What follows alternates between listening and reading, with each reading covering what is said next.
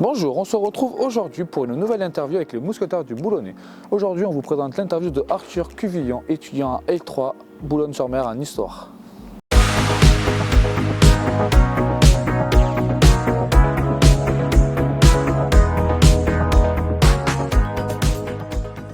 Bonjour Arthur. Donc pour cette interview, nous allons procéder par 3 étapes. La première étape, c'est la présentation de toi.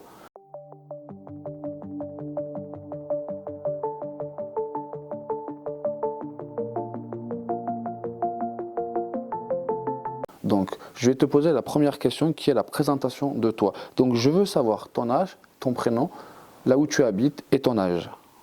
Je m'appelle Arthur, j'ai 20 ans et j'habite à Réty, c'est à côté de Marquise. D'accord. Quelles études tu fais actuellement et dans quelle ville? Je suis en 3e année de licence d'histoire à Boulogne-sur-Mer à l'Université du Littoral Côte d'Opale. Et qu'est-ce qui t'a amené à faire ce choix d'études? Depuis pas mal de temps, puis peut-être l'école primaire, j'aime beaucoup l'histoire, je m'y intéresse et c'est vraiment au collège où j'ai eu envie de faire prof d'histoire, donc passer par une licence d'histoire. Et est-ce que ton parcours dans l'élémentaire t'a poussé et t'a aidé à faire ce choix d'études? Au lycée, en ayant fait ES, ça permet d'avoir un peu plus d'heures d'histoire. On a le même taux horaire que les L. Sinon, pas forcément. J'ai toujours été intéressé par l'histoire, mais on n'a pas forcément plus d'heures d'histoire parce qu'on apprécie l'histoire. Et quelle est la période qui te fascine le plus dans l'histoire? Moi, c'est surtout l'époque contemporaine, donc qui normalement commence à peu près à la Révolution française jusqu'à aujourd'hui, et surtout l'après-Seconde Guerre mondiale et la guerre froide. D'accord. Merci Arthur du coup pour cette première présentation de toi. Dans un deuxième temps, je vais te demander du coup quelle est ta passion et surtout quelle place l'histoire et la géographie occupent dans ta vie quotidienne.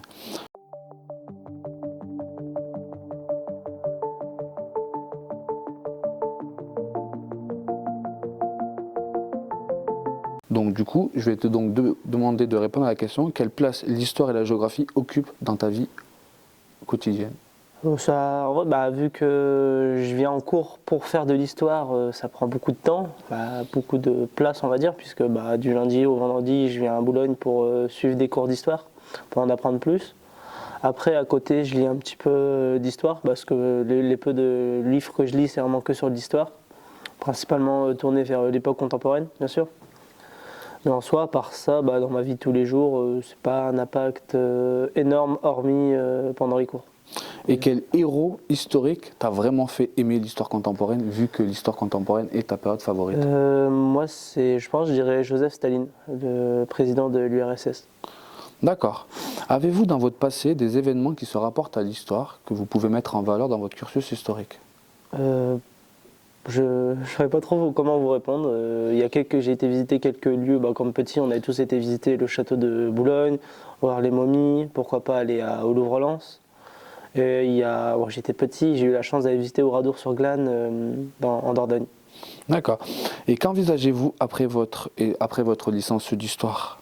J'aimerais bien partir en master, donc toujours à Boulogne, et pour faire prof d'histoire, passer le CAPES. D'accord. Donc après, tu t'envisages du coup en tant que prof d'élémentaire ou prof au lycée? Prof collège-lycée. D'accord. Et est-ce que tu parles d'histoire à l'extérieur de l'ULCO? À tes amis, à tes parents, à ton entourage? Fais-tu des visites guidées à l'extérieur? Étant donné que j'ai beaucoup d'amis qui sont en licence d'histoire, ça nous arrive d'en parler un petit peu, mais plus sur un ton humoristique, on va dire. Mais même des fois, quand je parle avec mes parents, ça m'arrive d'utiliser l'histoire pour appuyer certains propos, notamment sur la situation actuelle. Comment décrirais-tu l'histoire aujourd'hui?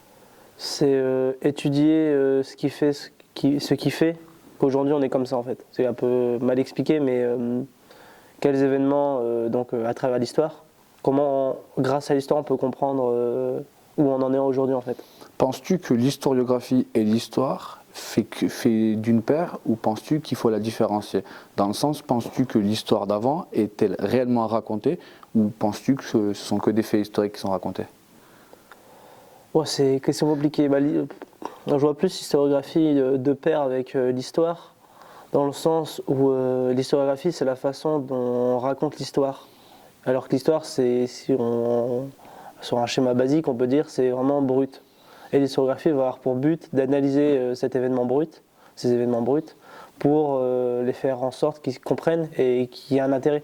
Ça sert à rien de raconter pendant entre 14 et 18 il y a eu la guerre si c'est pas pour expliquer les conséquences, les causes, qu'est-ce que ça a provoqué, mais aussi les enjeux internes et tout. Et donc, dernière question, à la fac du Co, est-ce que tu as une filière archéologique? Est-ce que tu as une matière archéologique que tu fais, ou que tu as fait, et que tu peux mettre en valeur avec tes études, en corrélation? Alors en matière archéologique, on a fait de l'archéologie l'année dernière, où c'était vraiment de la découverte de l'archéologie, surtout au premier semestre. Ensuite, au deuxième semestre, on a dû s'intéresser à un sujet en particulier. Nous, ça a été la fouille d'un ancien camp napoléonien à Boulogne, et l'étude des restes de la Première Guerre mondiale.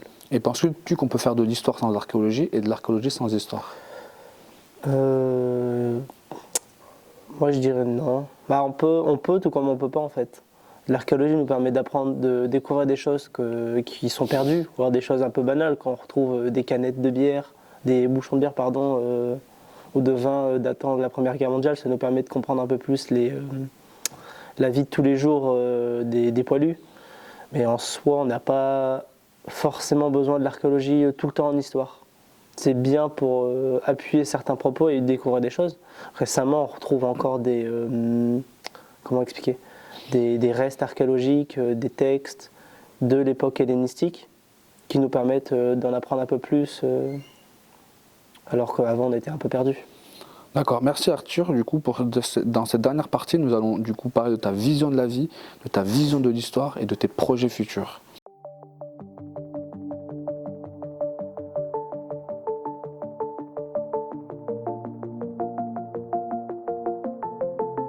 Donc, quelle est ta vision de ta vie? Comment vois-tu ta vie? Moi, je vis pour, ça peut paraître bête, mais pour m'amuser. Je profite. J'habite en France, donc on a de la chance, j'ai pas de manque. Donc je profite de la vie, je fais ce que j'aime, tout en essayant d'assurer quand même de la pérennité plus tard. D'accord. Question assez anecdotique, comment te vois-tu dans 10 ans? Alors pour le coup, je sais pas du tout. Il y a tellement de choses qui changent en ce moment un peu partout que dans 10 ans, je peux bien être prof d'histoire en collège ou dans un tout autre métier ou dans un autre pays même. D'accord, donc pour toi, te projeter dans 10 ans, c'est pas possible? C'est pas possible et j'en trouve pas forcément l'intérêt. Je D'accord. préfère me concentrer sur l'instant présent et au court terme, d'ici, je me dis tiens l'année prochaine je sais ce que je veux faire, sans pour autant me projeter trop loin. D'accord. Penses-tu que l'histoire de l'humanité a-t-il eu un impact sur l'histoire de nos jours et sur la civilisation actuelle? Ah bah bien sûr. Tout ce qui fait qu'aujourd'hui on est une civilisation donc, mais pas que la France ou nous, mais tout le monde entier est impacté par des considérations historiques. Il y a juste à voir l'intervention russe en Ukraine. Le pouvoir russe essaie de justifier son intervention par des raisons historiques. D'accord, donc pour toi, la civilisation actuelle dépend réellement de ce qui s'est passé dans le passé? Oui, c'est ce qui forge les civilisations. D'accord, quel personnage historique t'a fait rêver, te fait encore rêver, et quel est celui que tu détestes le plus, et quelle est l'héroïne que tu admires le plus dans l'histoire, principalement contemporaine, vu que c'est ta période favorite? Le perso qui m'a impacté le plus, je l'ai déjà dit tout à l'heure, c'est Staline. Même si je suis conscient qu'il est coupable de nombreux crimes contre l'humanité, mais c'est un personnage qui reste quand même assez intéressant de par l'impact qu'il a eu sur l'URSS dans une période de conflit, surtout avec les États-Unis post-guerre froide, post-seconde guerre mondiale plutôt. Après, j'ai pas vraiment de personnage que je déteste. Non, il n'y a rien qui me vient. Et au niveau des héroïnes? Pareil, pas vraiment d'héroïne qui m'intéresse. D'accord. Qui m'ont vraiment marqué comme d'autres l'ont pu le faire. Et quel événement, quel fait historique t'a réellement fait aimer l'histoire, et quel événement surtout t'a dit je veux faire de l'histoire? C'est la Seconde Guerre mondiale. D'accord. C'est vraiment un truc banal où quand on le voit en primaire, on est en mode waouh, c'est immense, il y a tous les véhicules, waouh, toutes les armes, on voit tous les rebondissements et c'est vraiment, je pense, une bonne porte d'entrée pour l'histoire et c'est peut-être ça qui m'a vraiment donné envie de m'intéresser un peu plus à d'autres sujets. Et penses-tu à titre personnel qu'on sait tout sur la Seconde Guerre mondiale? Ou penses-tu qu'il y a encore des choses à découvrir? Je pense qu'on connaît quand même beaucoup de choses, mais il y a malheureusement beaucoup de choses qui ont été détruites. Je pense notamment aux registres juifs qui ont été détruits à la fin de la guerre, lorsque l'Allemagne c'était sûr que la défaite allait arriver, où on a dynamité les fours et on a brûlé les registres.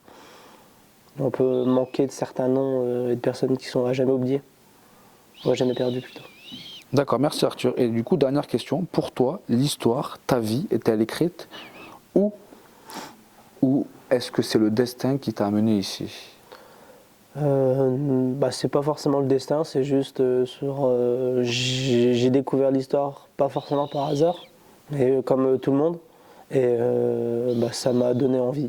Mais est-ce que pour toi, l'histoire, elle est écrite dans le sens que tu vis une vie qui est écrite à l'avance, avant que tu naisses, ou est-ce que pas du tout, ou est-ce que c'est vraiment au jour le jour? Ah non, c'est chaque action, chaque mouvement, chaque choix impacte ce qui nous arrive plus tard, je dirais.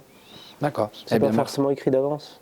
D'accord. Eh bien, merci Arthur pour cette interview et pour tous ceux qui nous regardent, à très vite pour regarder l'interview de Arthur Quevillan, étudiant en L3 d'histoire à l'ULCO.